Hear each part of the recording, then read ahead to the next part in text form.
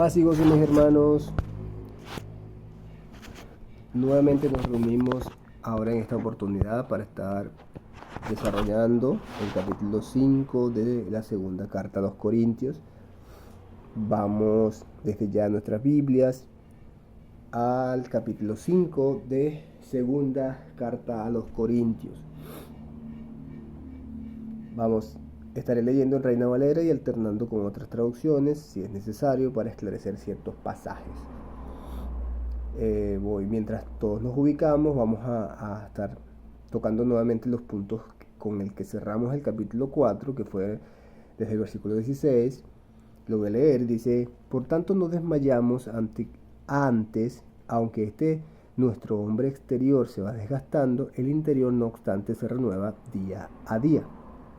Porque esta leve tribulación momentánea produce en nosotros un cada vez más excelente y eterno peso de gloria, no mirando nosotros las cosas que se ven, sino las que no se ven, pues las cosas que se ven son temporales, pero las que no se ven son eternas. Y bueno, podemos ver claramente acá que el apóstol está cerrando el capítulo 4, que sigue pues el contraste en el capítulo 5, pero cierra pues diciendo obviamente que no nos desanimamos, porque obviamente nuestros sufrimientos son pasajeros, pues, y que esos sufrimientos nos conducen a una gloria mayor, una gloria eterna, y no es comparable. Por eso pues él enseña que bueno, nuestra morada no es nuestra ciudadanía, no es aquí, que lo que estamos viviendo aquí es temporal, porque nosotros vamos hacia lo eterno.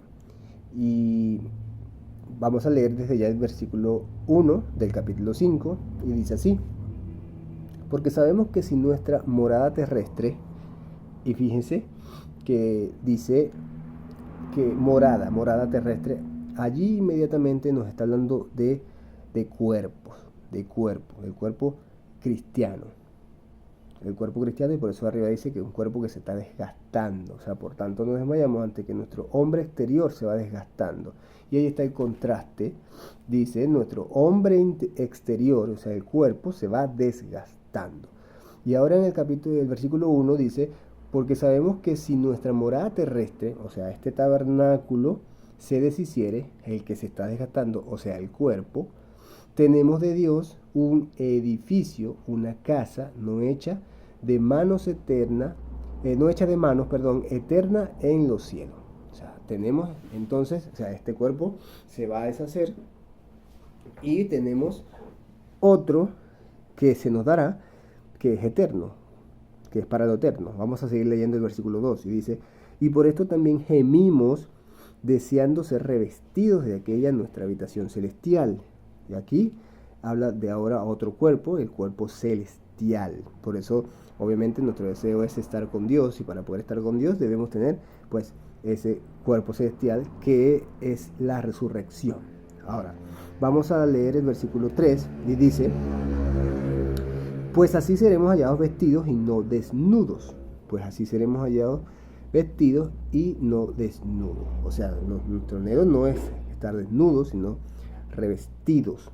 Cuando se nos quita el cuerpo, nosotros vamos a ser desnudados, pero el anhelo no es estar desnudos, sino estar revestidos con el cuerpo de glorioso que nos va a dar el Señor Jesús en la resurrección. Eso es lo que quiere decir. Ahora, el versículo 4 dice: porque asimismo los que estamos en este tabernáculo, obviamente en este cuerpo, gemimos con angustia porque no quisiéramos ser desnudados. ¿Ves? O sea, obviamente no quisiéramos que nos quitara este cuerpo, ¿no? Pero quisiéramos estar revestidos, obviamente, con el cuerpo celestial. O sea, como lo dice aquí más adelante, sino revestidos para que lo mortal sea absorbido por la vida. O sea, queremos, como decía, el dilema que tenía el apóstol Pablo, pues no sabemos, o sea, quisiéramos estar ausente del cuerpo y presente en el Señor, como lo va a decir más adelante, o sea, para vivir con el Señor, pues. Pero no quisiéramos estar desnudos, sino revestidos, obviamente, porque para poder estar con el Señor debemos estar revestidos. Versículo 5: más el que nos hizo para esto mismo es Dios, quien nos ha dado las arras del Espíritu. O sea, Dios obviamente fue el que preparó todo esto, ¿verdad? Y, o sea, Él garantizó todo a través del adelanto que es el Espíritu, como garantía de que obviamente Dios cumplirá su promesa. Es lo que nos estamos viendo hasta el versículo 5, que hasta ahora lo estamos tocando, pero estamos viendo que hay un contraste pues en el tema del cuerpo, que el cuerpo que se va desgastando, y obviamente nos exhorta que la esperanza no está en el cuerpo que se desgasta, sino en lo eterno, y es lo que realmente nos va a ir fortaleciendo cada día más, como lo dice el versículo 17 y 18 de el capítulo 4, que dice, porque esta leve tribulación momentánea, o sea, a nosotros nos produce fortaleza, es la esperanza eterna. O sea, esto momentáneo lo único que va a producir a nosotros es esperanza eterna. Y obviamente él está haciendo el contraste y la ilustración de que nuestros cuerpos así serán como unas carpas, como unas tiendas, como una habitación. Y por eso dice después, más adelante, que será edificio, un edificio. Tenemos de Dios un edificio, que es el versículo 1. Entonces, ¿qué nos está, cuál es el enfoque acá? Obviamente la esperanza del cristiano, o en este caso lo que Pablo está enseñando es su esperanza en la resurrección. Porque sabemos, ¿verdad? Porque sabemos, dice el versículo 1, porque sabemos que si nuestra morada terrestre, o sea, hay una convicción allí que pues muestra la esperanza. Y obviamente pues es la manera de vivir que nos va a traer esa firmeza, porque la resurrección, como ya lo hemos venido viendo, pues es el tema central y la esperanza del creyente, porque todos nosotros resucitaremos como el Señor Jesucristo resucitó. Y solo Dios pues es el que puede resucitarnos y pues hacer de nosotros algo nuevo, como dice pues lo mortal se ha absorbido por la vida, lo eterno, que no es hecho obviamente por manos humanas. Y por eso es que pues él habla de lo terrenal y pues muestra lo eterno en contraste, sabiendo que lo terrenal es debilidad, es enfermedad, es dolor, pero después de la resurrección pues obviamente ya nada de eso existirá. O sea, todo eso será absorbido por la vida, por lo que viene de la creación eterna de Dios. Ya no será más corrupto, sino ahora será incorruptible. Es lo que pudimos ver, si se recuerdan, en 1 Corintios capítulo 15, que habla de la resurrección, y ahí pudimos estudiar esa parte. De todas maneras, si quieren ir de nuevo, pueden ir allá y pues repasan. Entonces,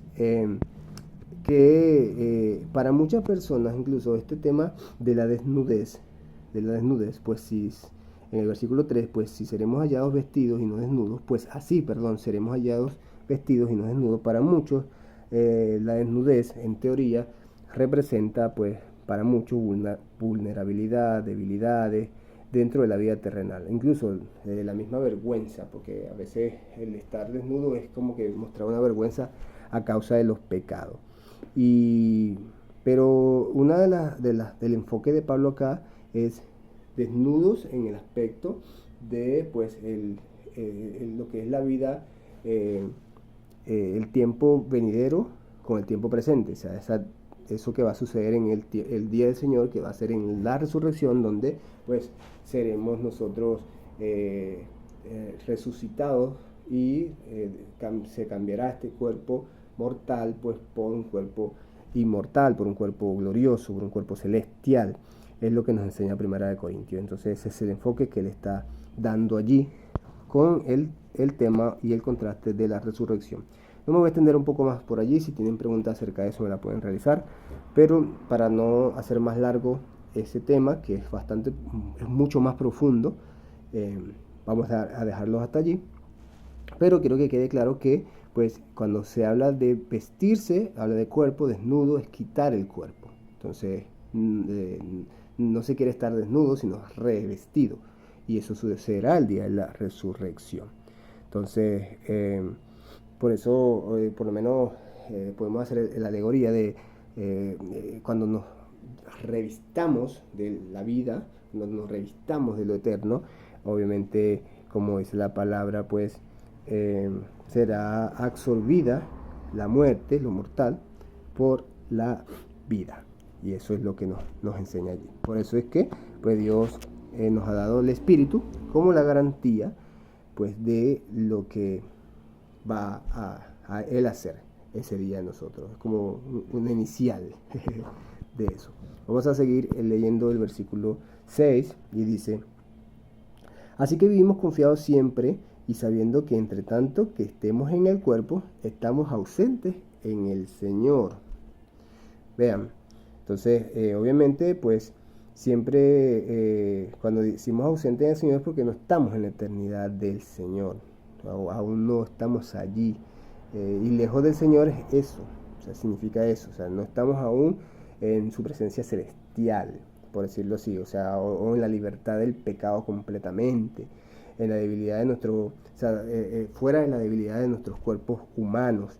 Eso es lo que se refiere a ese punto allí, porque recuerde que tenemos un contraste y habla de, obviamente, de este cuerpo, pues que en cierta forma nos desanima por el desgaste y porque nos genera una falsa esperanza, pero no deben de estar nuestros ojos puestos en lo que se ve, sino en lo que no se ve, o sea, en lo eterno. Y eso está en la promesa de Dios de la resurrección. La vida futura está lejos de los ojos físicos, obviamente, pero por la fe está cerca. Y pues ausentes en el Señor, aún es eso, no estamos dentro aún de su morada celestial, ¿no? Entonces viene el versículo 7, dice: porque por fe andamos y no por vista. Creo que eso sí se puede entender ya muy bien, se debería entender muy bien. Obviamente andamos por fe porque nuestra esperanza está puesta en el día en que estaremos en la casa del Señor por la eternidad, ¿verdad? Junto a Él. Y bueno, eso todavía no lo vemos y eso va a pasar, porque así lo prometió Dios y lo va a hacer, pero no sabemos, pues. Y ahora todas las dificultades que estamos viviendo en este tiempo, sencillamente nos van a dar esperanza porque ese día va a llegar. Vamos ahora al versículo 8, dice: pero confiamos y más quisiéramos estar ausentes del cuerpo y presentes al Señor. Y obviamente pues que eso va a suceder ¿cuándo? Obviamente el día de la resurrección. El día de la resurrección ya vamos a estar presentes en el Señor, o sea, vamos a vivir con el Señor por la eternidad. Y pues obviamente quisiéramos nosotros dejar este cuerpo, porque este cuerpo es lo que nos trae tribulaciones, pero quisiéramos estar con el Señor, pero como es el día del Señor, o sea, es el tiempo en el que el Señor lo hará, porque es Él que lo hará. Por eso ahí está esta exhortación de enseñanza, donde por lo menos el versículo 9 dice: por tanto procuramos también, o ausentes o presentes, serle agradable. O sea, quiere decir que bueno, nuestro propósito dentro de la voluntad de Dios pues es realmente agradar a Dios, sea que estemos cerca o sea que estemos lejos, siempre, porque ya nosotros fuimos llamados. Y pues sea que estemos en nuestro hogar, que es la morada celestial, o sea que estemos lejos de Él, aquí en la tierra, o sea, hablando del tema de los cuerpos, tenemos que vivir en una vida digna del Señor, que fue lo que vimos al inicio. Ahora, en el versículo 10 dice: porque es necesario que todos nosotros comparezcamos ante el tribunal de Cristo, para que cada uno reciba según lo que haya hecho mientras estaba en el cuerpo, sea bueno o sea malo. Y ahí vemos nuevamente cómo se muestra el tema del cuerpo, que es el contraste, y vemos pues que todos nosotros debemos comparecer. Por eso que nuestra vida aquí en la tierra debe ser una vida digna del Señor, ya que todos debemos comparecer pues ante el tribunal de Cristo. Y bueno, o sea, todos debemos declarar lo que hemos hecho acá y qué vida hemos llevado desde que pues conocimos al Señor. Y eso debe motivarnos aún más pues a tener una vida aquí digna, a tener una vida realmente honesta, una vida genuina, pues de transformación, de restauración, de cada día pues deleitarnos más en la palabra para pues seguir creciendo conforme a la imagen de nuestro Señor Jesús por la obra del Espíritu Santo. Ahora vamos al versículo 10 y dice, porque es necesario, bueno, ya lo leímos, vamos al 11, conociendo pues el temor del Señor. Ahora, ¿ves? Conociendo el temor del Señor. O sea, obviamente, eso es sabiendo Pablo, y bueno, ahora todos nosotros, ¿qué significa el temor del Señor? ¿Ves? O sea, ¿qué significa el temor del Señor? Y obviamente, pues, eso es ahí donde decimos ante todo es respeto, o sea, conociendo, respetando, ¿verdad? O sea, la voluntad de Cristo, respetando la voluntad de Cristo, que es lo que vimos en el versículo 9, que hay que agradar, ¿verdad? Tener una vida de agrado, o sea, porque estamos respetando, pues, obviamente, esa voluntad de Dios. Vivimos para agradarle, y cuando habla de persuadir a otros, obviamente es la salvación de todos los demás, siempre y cuando nuestra conciencia ante Dios siempre sea limpia. El temor a Dios, o sea, conociendo el temor a Dios, o sea, obviamente nosotros conociendo la voluntad de Dios y teniendo esa conciencia limpia de que todos estamos viviendo agradando al Señor, ¿no? O haciendo el esfuerzo para agradar al Señor, guiados por el Espíritu, persuadimos a todos los hombres, pero Dios les es manifiesto lo que somos. Ahí es donde vamos con la conciencia, o sea, persuadimos a todos los hombres, pero Dios les es manifiesto qué es lo que somos, porque sabe cómo estamos viviendo. Y después dice, y espero que también lo sea a vuestras conciencias. O sea, el apóstol quiere llevar el evangelio, llevar el testimonio a otras almas, o sea, la salvación a otras almas, pero obviamente examinándose a sí mismo de cómo estamos caminando, obviamente teniendo esa conciencia limpia, porque Dios sabe pues cómo estamos viviendo. Entonces debemos tener una conciencia limpia ante Dios, y pues obviamente allí vemos como el apóstol también está instando a los corintios a que vea pues que ellos están predicando obviamente el evangelio correcto. Recuerden que también está la problemática de por medio, y toda esta exhortación también va en ese sentido, o sea, a que los corintios pues puedan también pues discernir entre lo correcto y lo incorrecto, porque en ese lugar estaban sucediendo cosas bien difíciles, problemas bien difíciles. Entonces, bueno, ahora vamos a seguir, y dice, el versículo 12 dice, no nos recomendamos otra cosa, pasa que no se me enredó acá un poco la vista. No nos recomendamos pues otra vez a vosotros, si no os damos ocasión de gloriaros por nosotros, para que tengáis con qué responder a los que se glorían en las apariencias y no en el corazón. Entonces, vemos que el versículo 11 dice que conociendo pues el temor del Señor, ya lo explicamos, o sea, ellos persuaden a los otros hombres, ¿verdad? O sea, que es el ministerio de la salvación hacia los demás.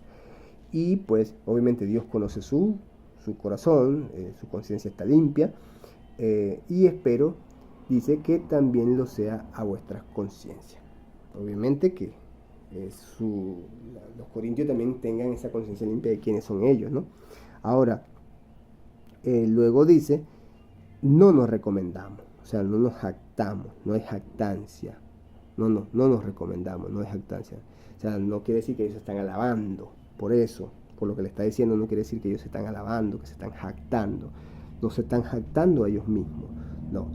Ellos lo único que están haciendo es, pues, darles una razón a ellos.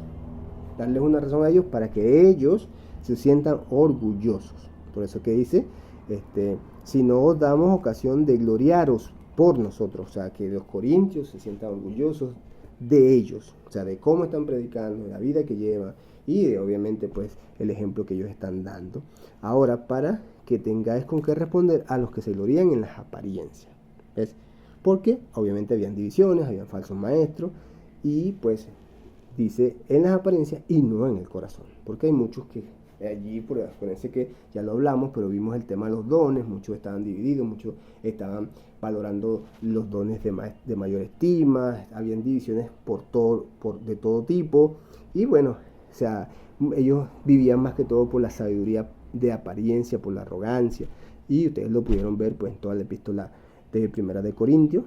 Entonces, obviamente, el apóstol hacía que ellos vieran mucho más allá que las apariencias por el temor de Dios y por la predicación del verdadero evangelio, donde la esperanza está puesta en la resurrección.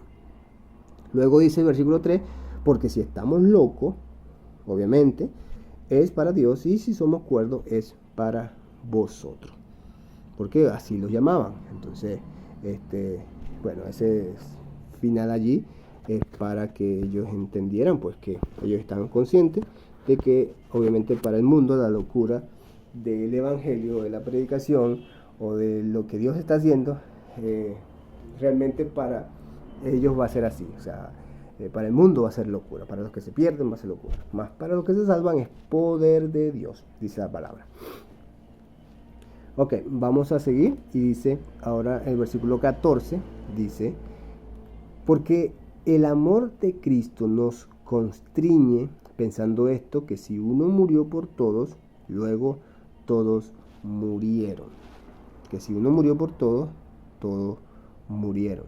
Y vemos en el versículo 14 que aquí el apóstol está resaltando el tema principal del mensaje o del evangelio, como centro, pues obviamente lo que es la muerte de Cristo, la resurrección de Cristo, pero en este punto está resaltando, pues obviamente esa muerte de Cristo, ¿ves? Porque el amor de Cristo nos constriñe, ¿ves? Porque el amor de Cristo nos constriñe, o sea, y es algo que siempre tenemos que tener presente, la muerte de Cristo, ¿verdad? En esta vida difícil, para que pueda también la resurrección y la vida, pues también ser parte de nosotros en esperanza. Porque ese es el centro de todo lo que Él está hablando aquí. Entonces, vamos a seguir viendo. Versículo 15 dice, y por todos murió para que los que viven ya no vivan para sí, sino para aquel que murió y resucitó por ellos. Por ellos, ¿ves? Y ahí está el punto, pues. Es como que si nosotros hubiésemos muerto a nuestra propia voluntad y pues en ese momento nuestro viejo yo muere también, pues. Ese es el principal mensaje. Ese es el principal mensaje. Ahora vamos al versículo 16, dice, de manera que nosotros de aquí en adelante a nadie conocemos según la carne, y aún si a Cristo conocíamos según la carne, ya no lo conocemos así. Y cuando en un pasado, ¿cómo conocíamos a Cristo si lo vemos en el punto nuestro? O sea, ¿cómo lo veíamos? Lo veíamos obviamente como cualquier hombre, pero ya no lo vemos así, porque Cristo no es cualquier hombre, Cristo es Dios. Entonces ya nuestro temor cambia enormemente, por cuanto la verdad se nos ha revelado. Ya no lo vemos así, porque ya nosotros pues hemos sido alumbrados, y eso ya hace un efecto en nosotros, Entonces, vamos a seguir leyendo y dice, de modo que si alguno está en Cristo, fíjense, de modo que si alguno está en Cristo, nueva criatura es. Las cosas viejas pasaron, he aquí, todas son hechas nuevas. Entonces, ¿qué logra la muerte salvadora de Cristo? ¿Qué logra? O sea, ha logrado obviamente la salvación de aquellos que creen en Él. ¿Ves? De aquellos que creen en Él. ¿Ves? O sea, ninguna persona puede enmendar su relación con Dios. O sea, solo Dios lo puede hacer. Solo Dios lo puede hacer a través de ¿qué? Bueno, de Cristo. De Cristo. Por eso es que Él comienza los versículos diciendo eso, o sea, y por todos murió, para que los que viven ya no vivan para sí, sino para aquel que murió y resucitó por ello. Ahí Dios está, obviamente, ¿qué está haciendo? Enmendando una relación que está dañada. Y luego dice, de manera que nosotros de aquí en adelante a nadie conocemos según la carne, y aun si a Cristo conocíamos según la carne, ya no lo conocemos así. De modo que si alguno está en Cristo, obviamente, nueva criatura es. O sea, ha nacido de nuevo. Es una nueva creación. Las cosas viejas pasaron. He aquí, todas son hechas nuevas. Y viene el versículo 18 y dice, y todo esto proviene de Dios. Obviamente aquí no hay nada del hombre. Todo lo hace Dios. Solo Dios lo puede hacer. O sea, Dios es el que lo hace. Dios es el que está enmendando esta relación. Y después dice, ¿quién nos reconcilió consigo mismo? Fíjense, por Cristo. Y nos dio el ministerio de la reconciliación. Entonces, ¿qué estaba haciendo Dios? Dios estaba reconciliando, ¿verdad?, al mundo consigo mismo, es lo que está diciendo. Pero Él lo está haciendo a través de la muerte salvadora de Cristo y de la resurrección. Por eso es que aquí podemos entender mucho más este mensaje del Evangelio que el apóstol Pablo está explicando aquí, para pues generar la esperanza correcta en el Evangelio correcto. Ahora luego dice, versículo 19 dice, que Dios estaba en Cristo reconciliando consigo al mundo. ¿Ves? Al mundo, no tomándoles en cuenta a los hombres sus pecados, y nos encargó a nosotros la palabra de reconciliación. Y bueno, obviamente que nos encargó el Señor de anunciar, obviamente, pues el Evangelio, y ese es el ministerio de reconciliación. O sea, nos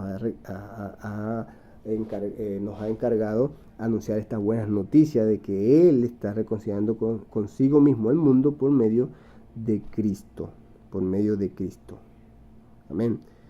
Entonces, a eso hay que entenderlo bien. Eso hay que entenderlo bien, porque nosotros, cuando entendemos esto, tenemos que reevaluar todas nuestras relaciones y todas nuestras actitudes en lo humano. En lo humano. ¿Ves? O sea, cómo estamos moviéndonos hacia los demás, y todo lo que estamos haciendo según la carne. Según la carne. Porque fíjese que ya nosotros seríamos una nueva criatura. Y lo más importante de todo esto, que es nuestra relación con Cristo. Con Cristo. Porque nosotros pudimos haber tenido en un pasado, y creo que eso ya es un poco a poco, unas ideas erróneas sobre Jesús.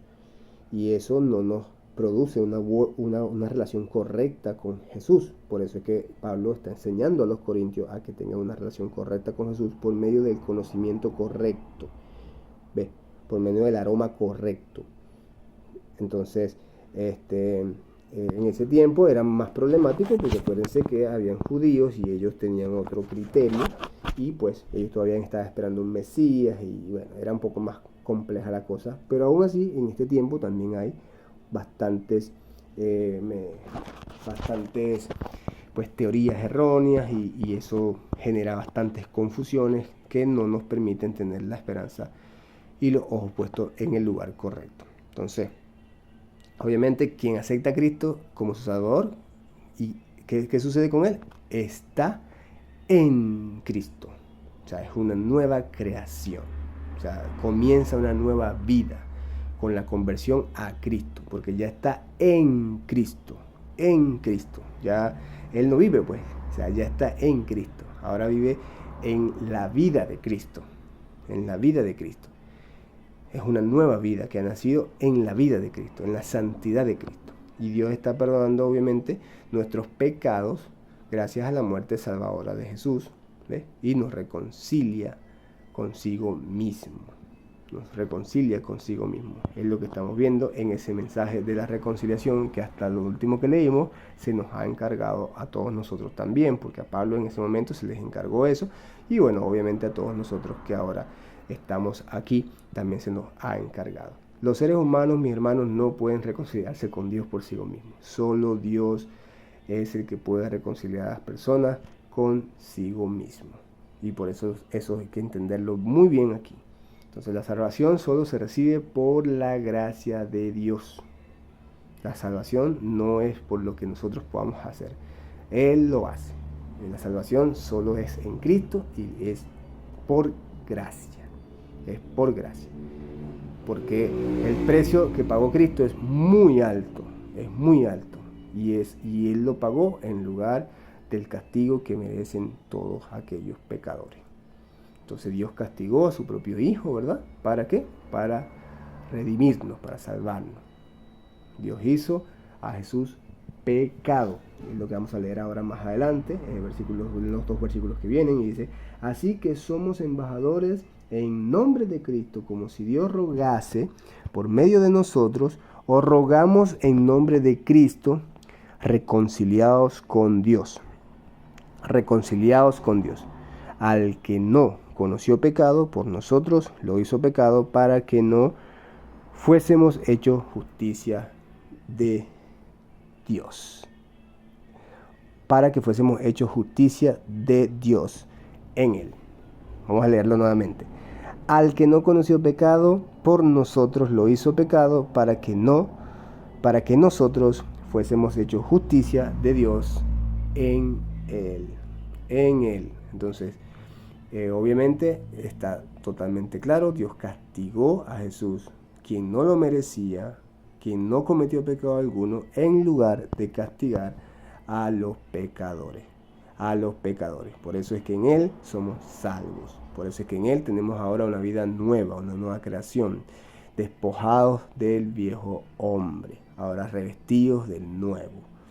Entonces, eso es lo que Pablo está diciendo, por lo menos en el versículo 20, pues reconciliados con Dios. Es una invitación pues a que acepten esa misericordia de Dios, esa gracia de Dios, y pues llama a todos los cristianos a que se difunda, obviamente como embajadores, pues este evangelio, esta buena noticia.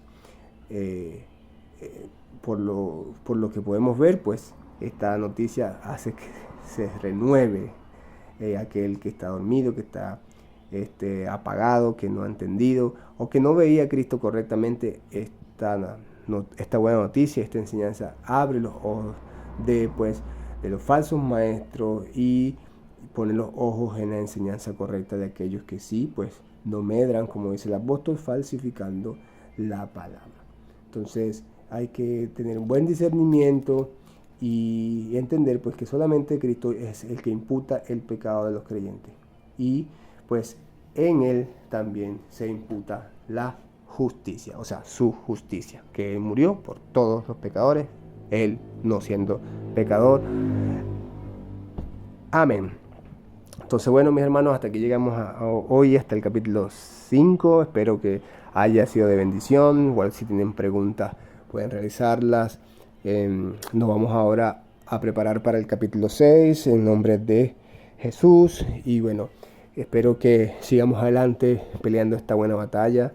Dios nos ayude y pues nos siga alumbrando el corazón, el entendimiento y de todos los sentidos, para que podamos seguir pues escudriñando, aprendiendo cada día más y pues